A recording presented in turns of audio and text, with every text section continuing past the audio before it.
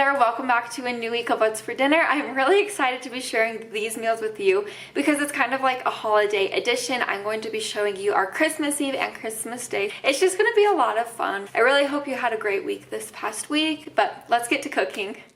We're going to start out by making some of this classic shepherd's pie. So into this pot of some water, I'm adding about 1.5 pounds of some golden potatoes that I peeled and diced into smaller pieces. If you want to use russet potatoes, you certainly can as a substitute, but you're just going to cook these potatoes to soft. To my Dutch oven, I'm just adding about a tablespoon of some olive oil. Once that olive oil is hot, I'm just adding 1/2 a white onion that I diced into smaller pieces. I'm going to cook this white onion for about 2 minutes or until it starts to get soft.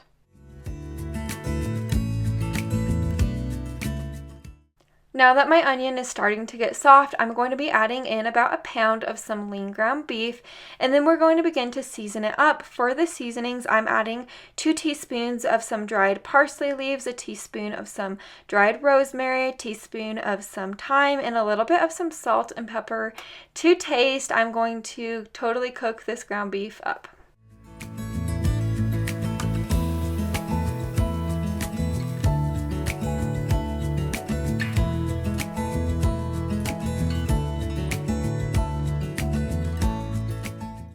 Now that my ground beef is completely cooked, I drained out all of the excess grease. I just added in about 2 teaspoons of some minced garlic along with a tablespoon of some Worcestershire sauce. I'm going to mix these ingredients together.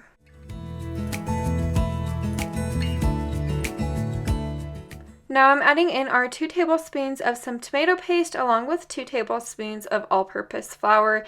This shepherd's pie is so good. I promise you'll really want to make it. It is just so flavorful. But anyways, after I added those ingredients in, I stirred this together and I let that tomato paste get incorporated with the rest of the ingredients. Once it was incorporated, I added in our 1 cup of beef broth along with 1 cup of frozen mixed vegetables and 1/2 cup of some frozen corn. Now that I warmed everything through, we're going to begin to assemble the shepherd's pie. So to my larger sized casserole dish, I added our shepherd's pie filling right in there. And then directly on top of that, you're going to add your mashed potatoes. I didn't show you how I made the mashed potatoes, but with our softened potatoes, I just mashed them up, added some butter, milk, salt, and pepper, nothing too crazy, pretty simple. So I'm just adding that right on top. And then I'm going to be adding 1/2 cup of some Colby Jack cheese directly on top of that, and then this is going to go into the oven to bake on 400 degrees for about 25 to 30 minutes.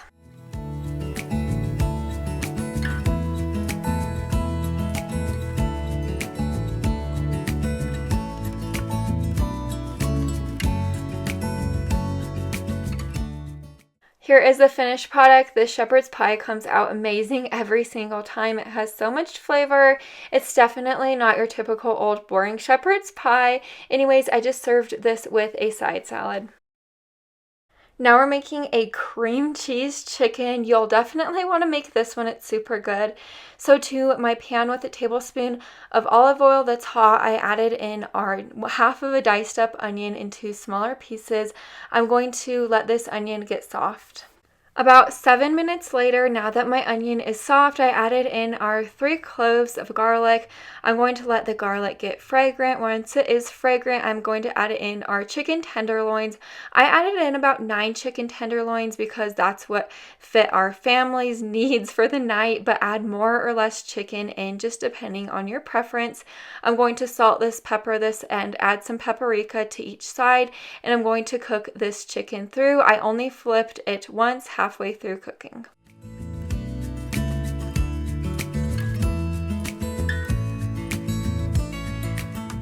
Now that our chicken is completely cooked, I'm adding in our 4 ounces of cream cheese I diced into blocks. This cream cheese is also at room temperature. I just mixed it together and let that warm through, and now I added in our 1/4 cup of some chicken broth. I'm going to mix this all together and let the cream cheese melt down and let everything incorporate. The cream cheese did look clumpy at first, but just keep mixing it together. I ended up whisking it, but this is how it's going to look in the end. nice, creamy, and rich like this. Here's my plate. I served our chicken on a bed of some quinoa. I love quinoa. I need to make it more often. I also served it with a side salad. This is such an amazing meal. This is also a classic that my entire family loves. We're making some wedding soup. To get this recipe started, I have a pound of some ground beef in this bowl.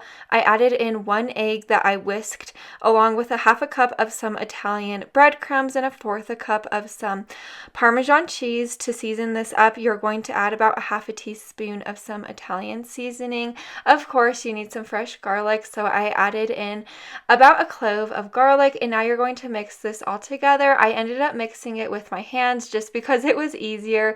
But anyways, that's pretty much it to make the meatballs for this recipe.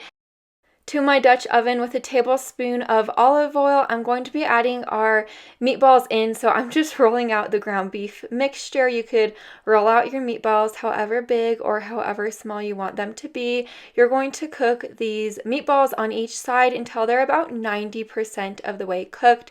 Now that they are mostly cooked, I'm removing them to a plate lined with some paper towel. You're going to finish cooking them here in a moment.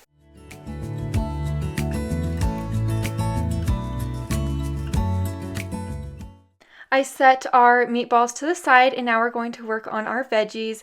So now into the same Dutch oven, I added a little bit more olive oil, and I removed all of the excess grease from the meatballs. I just added in our half of an onion, along with 1.25 cups of some carrots and 1/3 cup of some celery.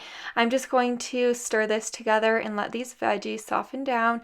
Now that they are soft, I'm adding our 3 cloves of garlic. Once again, I'm going to stir this together until the garlic is fragrant.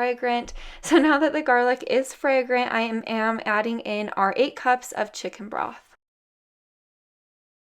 To add plenty of flavor, I'm adding in 2 teaspoons of some Italian seasoning, and then I'm going to bring this up to a boil.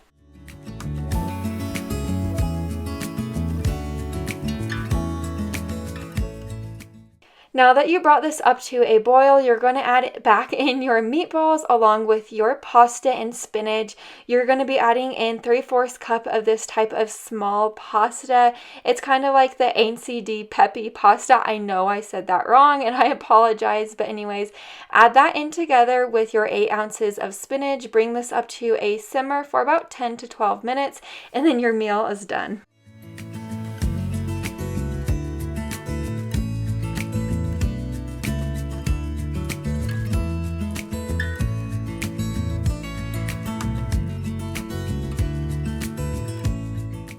Here is my bowl of soup. I just topped mine with some Parmesan cheese. This came out so fabulous. It had amazing flavor. This is a nice hearty soup that will leave you full for hours.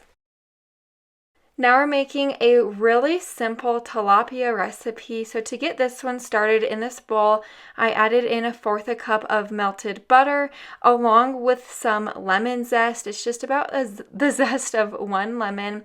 And then I'm adding a half of a lemon. I'm just juicing it in there. It's the equivalent to about 2 tablespoons of that. You're also going to want to add in 2 cloves of garlic along with some salt and pepper to taste. I just added in about a half a teaspoon of some dried parsley, whisked all of this together, and then I set it to the side. To my 9x13 baking dish, I sprayed it with some nonstick spray, added 4 tilapia fillets in there, and now I'm pouring the mixture we just made up right on top, and I'm going to put this into a preheated oven to 425 degrees for about 12 minutes to bake. And here is my plate. I served my tilapia with a salad and some quinoa.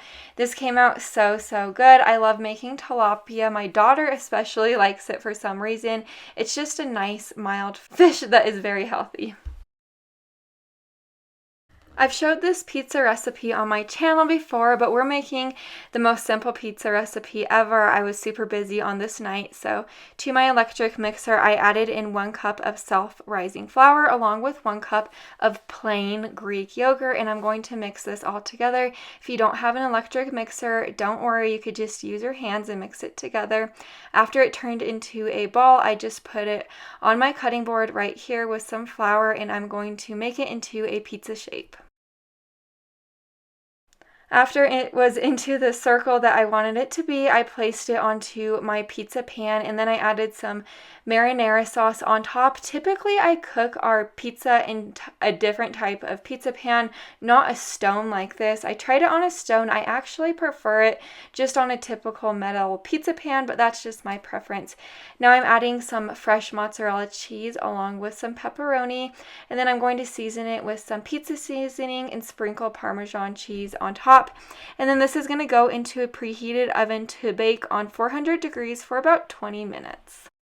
Here is the finished product. This pizza came out fabulous. I love this recipe, especially on nights that I am ridiculously busy, because it's really simple to make and it has a lot of great flavor. This night was actually Christmas Eve. I made some enchiladas and all sorts of Mexican food. We like to do Mexican food on Christmas Eve. It's just our family tradition. We have made it to Christmas dinner, and here's our plates. We just have some ham, deviled eggs, stuffing, green bean casserole, mashed potatoes, and rolls. Brindley, do you like it? Yeah, she says. But anyways, we just have my brother and his wife, my sister Bailey, hi, my mom, and my dad. And we're just spending Christmas all together. Will is here too, but Will's just doing something else. And that is a wrap of another week of Hoods for Dinner. I really hope you guys enjoyed it and found a meal that you might enjoy for yourself. But anyways, if you are new here, we would love to have you. So go ahead and subscribe down below the video, and I will see you in the next one. Bye for now.